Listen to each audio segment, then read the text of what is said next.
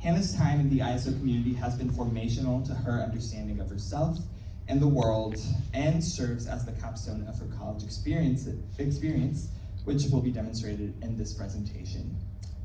Again, thank you all for joining, and please do mind the gap.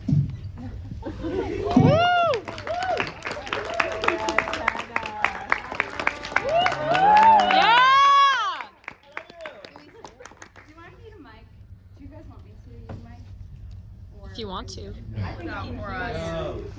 So thank you all for being here tonight. This is so fun. I've been working on this for this entire semester, and as Johnny said, it's kind of like a culmination of what I have been working on throughout my time here at Gordon. So this is great. Thank you for making the time to do this, and I'm really excited because we get to learn together tonight, and that is really cool. So today we're going to talk about how to thrive in a globalized world through cross-cultural competency and self-perception. But before we do that, can someone tell me what this is and where you've seen it?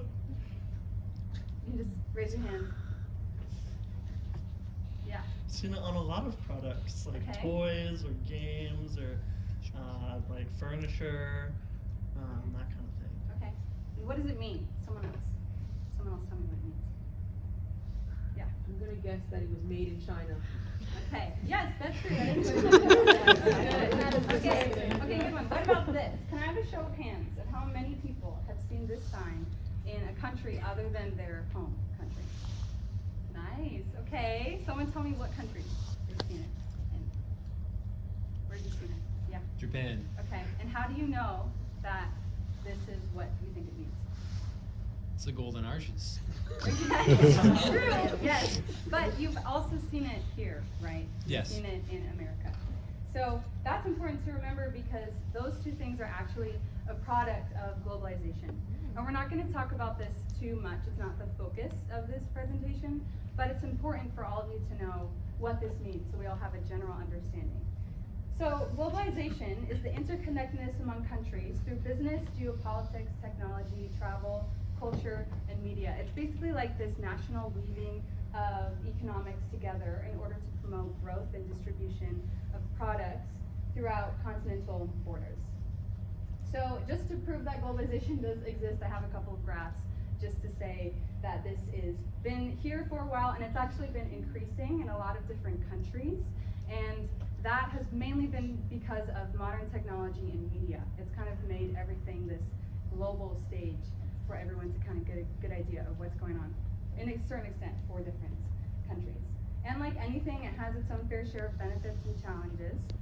We have some economical and political benefits, but the most important benefit that I think is on this page is cross-cultural exchange, which basically means that you get to know people who are different from you. It means that you get to learn different languages. It means that you get to go to different countries and learn about different cultures. That's what cross-cultural exchange really means.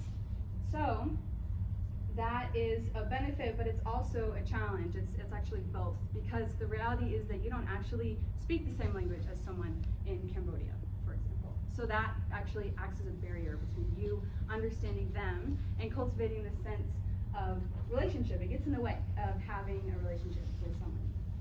So the main problem that we're talking about here is one of the biggest challenges when facing global expansion is the risk of communicating cross-culturally and losing engagement and partnership when language and cultural barriers exist. So if you think about like large-scale international businesses and corporations who come from different countries and try to communicate together, they actually can't do that well if they don't have a shared understanding of each other's culture. They can't, because that actually gets in the way of them completing something that they're trying to do or execute. And this is where I think that this problem can actually be solved, and we can help with this idea of cross-cultural competence. But what does that mean? Not many people actually know what cross-cultural competence is. And I have found that it actually refers to the individual's engagement and understanding of different cultures and enables them to communicate respectively and effectively. There are a couple key words here that I want everyone to remember. Engagement, understanding, respectfully, and effectively.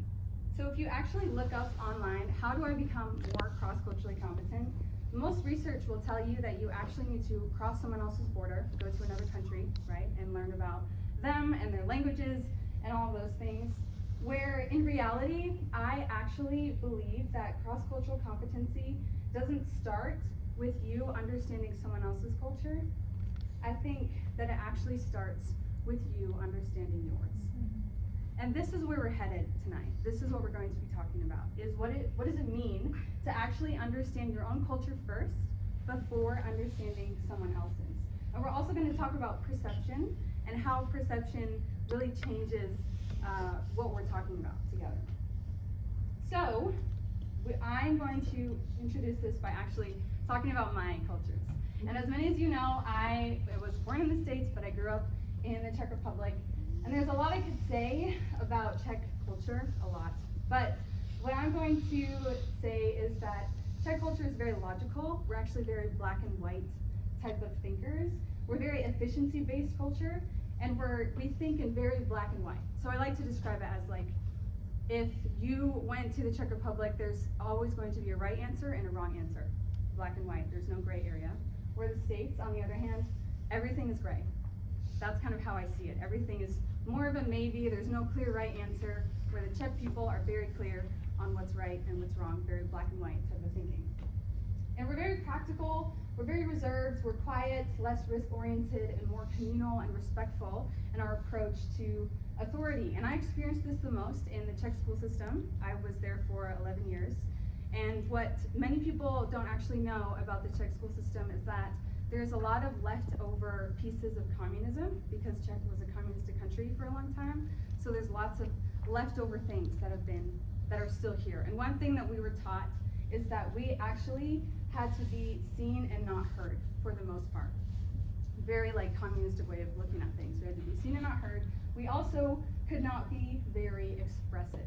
That was something that was really not super valued. We could be expressive, but not in the same way as like American students could be. If you were to be expressive, you had to do it in a way that was not disruptive to everything else.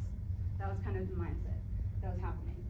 So when I came to the States, that was 2020, and as many as you remember, that was here at Gordon, the year of Black Lives Matter, but it was also the year of the 2020 elections. So there was a lot going on. There was a lot of expressiveness happening in this campus, but also in the world, right, in America. So I remember my position there, and I remember being so surprised about how expressive, especially American students, were. They were very expressive. They were very expressive in their emotions, and their identity, and their political beliefs, and their beliefs as a whole. There's just a lot going on. And I remember having this like existential crisis where I was like, should I be as expressive as everyone else? Like, is that what I should be doing right now? Or should I not be as expressive, and I don't really know how to handle this? And I realized that in order to answer this question, I had to actually look at the two cultural values that were coming and to like clashing in me during this amount of time. And I realized that America is actually built on expressive freedom. It's why we left England in the 1600s to move to this country, because we wanted the freedom to be expressive in who we are. That is why we did that. But the Czech Republic actually really values order and peace. And we do that because we have a history of being conquered over and over and over again by different dynasties, by different monarchies, by different countries, and world wars, really. And so now we're to a place where we actually can stand on our own government, but we really value this sense of order and the sense of peace. So when we look at these, they're not actually against each other, but we can see how they clashed during that year for me. Which brings me to this conversation surrounding culture. And there's a lot we could all say about culture, right? But this definition I found, it came from a TED Talk that is by a man named Pellegrino Riccardi, who is this amazing speaker, and this is his definition, and he kind of proved as this baseline for my presentation. And he says that culture is a system of behavior that helps us act in an accepted and familiar way. There are two key words here that I want us all to remember: accepted and familiar. So we all have different ideas of what is accepted and familiar, right? What is accepted and familiar for me is not going to be the same as it is for you. And so that's the question that we're asking, is what is accepted and familiar to others, right? my freshman year, I was on an international student team, and one of our goals was that we had to meet one-on-one with each other throughout the rest of the year. So I was meeting with this girl, and we said, let's meet at Lane at 12. So I was like, okay. I got to Lane at 12. She wasn't there yet, which is fine. And I was just kind of waiting, and 5 minutes go by, she's still not here. 10 minutes goes by, she's still not there. Another 10 minutes goes by. Another 10 minutes goes by. Another 10 minutes goes by. And this time, it's like 12:45. She's still not here. And at this point, I'm frustrated, right? I'm like, okay, I've just been here for 45 minutes. I already ate lunch, but I still kind of feel like I have to wait for you because that's rude. But I've been here for a long time, and I've been calling her, I've been texting her, nothing, right? Or she's been like, I'm coming, but she isn't here. And then she finally walks in at 12:45. And I'm like, okay, at least you could have the decency to just acknowledge that I've been sitting here for 45 minutes, right? She sits down and doesn't say anything about that, actually. She just starts having this conversation with me. And I was kind of shocked. I didn't really know what to do with that. So I just started having this conversation with her, still feeling really frustrated, because I was like, how did you not know that I've been here for this long? When it finally hits me, and I realize, oh, it's culture. It's that she has a different perception of time than I do. That's what's happening right now. Because what you need to understand is she actually comes from one of the North Atlantic islands who have a completely different perception of time, right? It's less rigid and formal way of life where coming 45 minutes late to anything is pretty normal. It's pretty expected.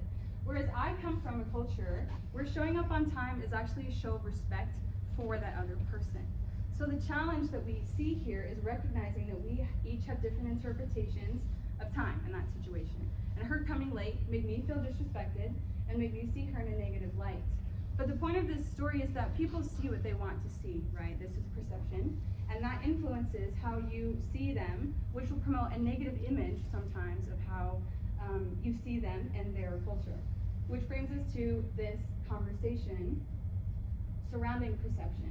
And that's how you see others and how they see you, and how your perception of them actually influences how you engage with them. And the reason why I'm telling this story is that when we see each other, we actually like to compartmentalize each other. We like to put each other in a specific box so that person makes sense to us. And I like to see it like this.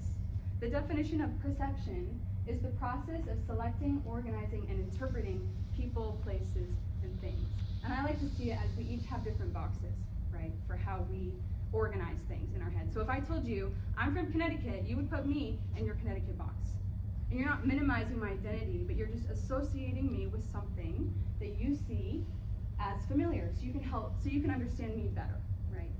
So this idea or this box actually influences how you see that individual. And we see this happen the most when we ask people this question. Can someone tell me why we ask people this question? What does it do for us?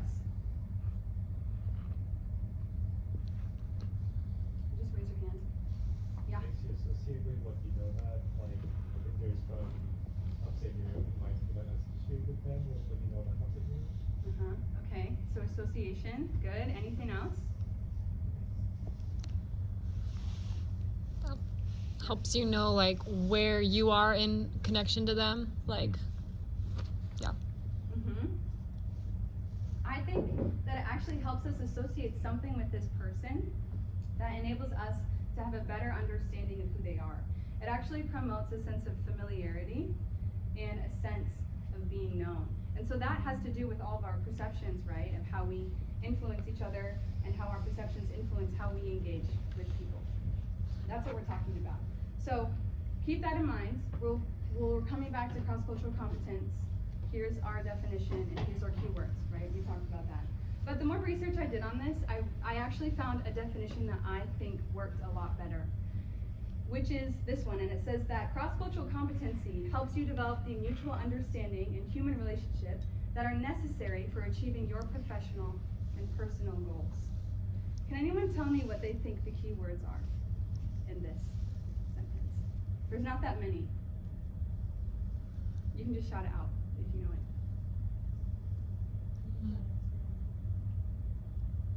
Mutual understanding, okay. Human relationship. Human human relationship. Anything else? Goals. Okay. Yeah, so actually the first two were right, because I really think that human relationship is the center of cross-cultural competency and communication. Why? Because we have an inherent desire to be in relationship and community with one another. It's who we are, and it's how we were made. So, the question is, how do we accomplish all of this when we have different ideas of what is accepted and familiar? How do we mind the gap between us and different people? How do we move forward when we don't really know how to get there, how to bridge this gap? And so I already touched on this a little bit, but I do really think that self-perception is a part of this. It means understanding your own cultural values first. So if we remember our definition of culture, you're not going to understand what is accepted and familiar for someone else before you know what is accepted and familiar to you. 2 years ago, I was doing a project with a friend of mine, and he was coming over, and so he texted me, he's like, I'm on my way, and I was like, great. And then he texts me again, and he says, I have the bread. And I was like, okay, that's kind of weird. I'm not really sure what that means, but okay. So he comes over, we have the meeting, we're done with the meeting, and he pulls out 3 loaves of bread from his backpack. He's like, I brought these for you. And I was like, okay, I wasn't really sure what to do with that. And as I'm trying to like formulate a response as he's, talking about how he brought this to me. And before I tell you how I responded, I want you to remember the 2 cultures that I come from, one of which is extremely logical and black and white. And so I'm very efficiency oriented, right? I'm very logical, and I'm thinking, okay, I'm on a full meal plan, I don't really have a kitchen, I'm one person, I'm not going to eat 3 loaves of bread. Like, there isn't much I can do with that without it going bad, right? And so I say, okay, I can't eat all of this, is what I say. And then I start explaining to him what I'm thinking about. And then I actually try to explain to him why he should take the bread instead. That's what I end up doing. And so I'm like, okay, you're in an apartment, you don't have a meal plan, you have apartment mates, like, you're actually gonna eat this, I'm not gonna eat this. Like, you are going to eat it, right? So I'm trying to fix this problem. And we end up having this weird back and forth, and then he's finally like, okay, and I end up taking one and he takes the other 2. But as he's leaving, he gives me this really weird look. And then he leaves. And I'm just kind of like, okay, I don't really know what happened in that moment. I feel like we missed each other culturally somehow, but I'm not sure how that happened. And I realized that in order to know what that was, I actually had to identify the 3 cultures that he was coming from and recognize what cultural value he was bringing to the table. And so he's actually from 3 cultures. He's from India, Korea, and the United States.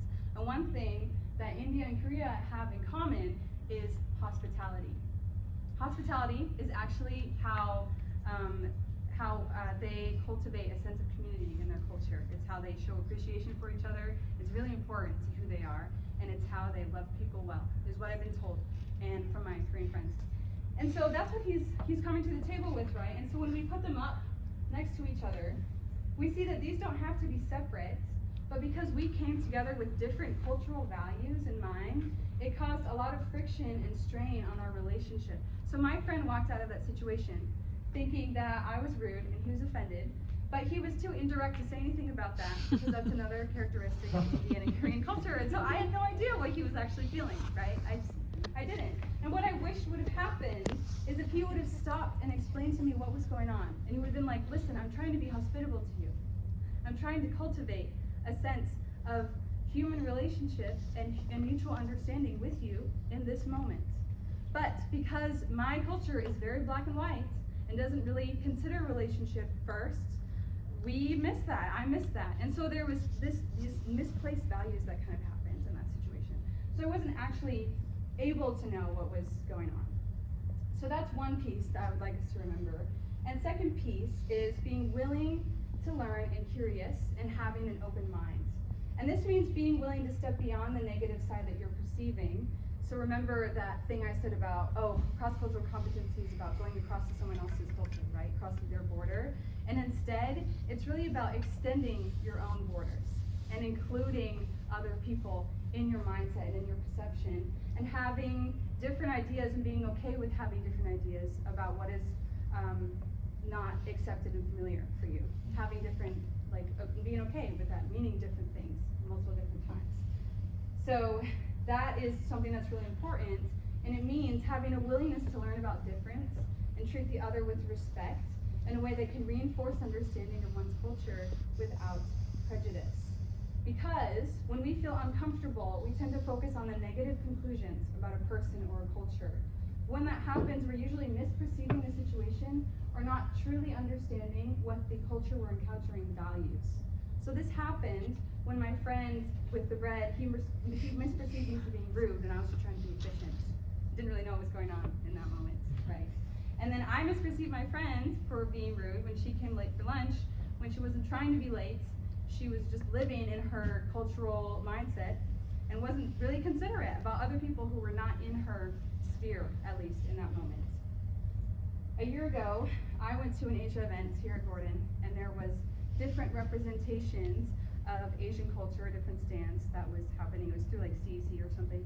And there was a Chinese student who was actually doing Chinese calligraphy and alphabet. And people were giving him a concept, and he would write it and then give it to them. And so I was curious. I walked up and started asking him questions and was like, so how long did it take you to learn this? And he stops working and he looks at me and he says, a lifetime. And that is the mindset that I want all of us to remember as we leave this room and as we continue with the rest of our lives, is this idea that cross-cultural competency is a practice that's going to take a lifetime to master, and we'll always be learning more. You're never going to be at a point where you can fully understand everyone that you interact with, because everyone's going to be different. We all have different ideas of what is accepted and familiar, right? So it's actually something that we embody and live out around the people that we live with. It's not something that you just know and understand, right? And it's something that you think you know so much about this one person, but then someone else comes in that's completely different and you have to start over. But that's what it is. It's this mindset of learning. And it's also sacrifice and servanthood. A large piece of engaging with different cultures is putting down your own perception of what is familiar and doing it someone else's way. It's about compromise and meeting in the middle. It's about sacrifice and servanthood, washing the feet of others and being willing to serve instead of being served. Jesus exemplifies this for us in the Gospels. It involves grace and humility, being willing to be wrong and make mistakes, but also prioritizes how to love one another well and be inviting and not judgmental. So now we're going to transition. And what I have done is I've actually interviewed two individuals who, I've interviewed their voices, who have a story about cross-cultural miscommunication or something that happened that had something to do with this presentation. So some type of cross-cultural miscommunication or event with someone who was different from them. And I've recorded them telling this story, and it's really short, it's 3 minutes. So what we're going to do is we're going to listen to this. There's two of them, and then we're going to break off into discussion groups. So the people sitting around you are going to be in your group, about 3 to 4 people. Those of you in the back might have to come forward a little bit. And we're going to discuss these. There's going to be questions on the board, and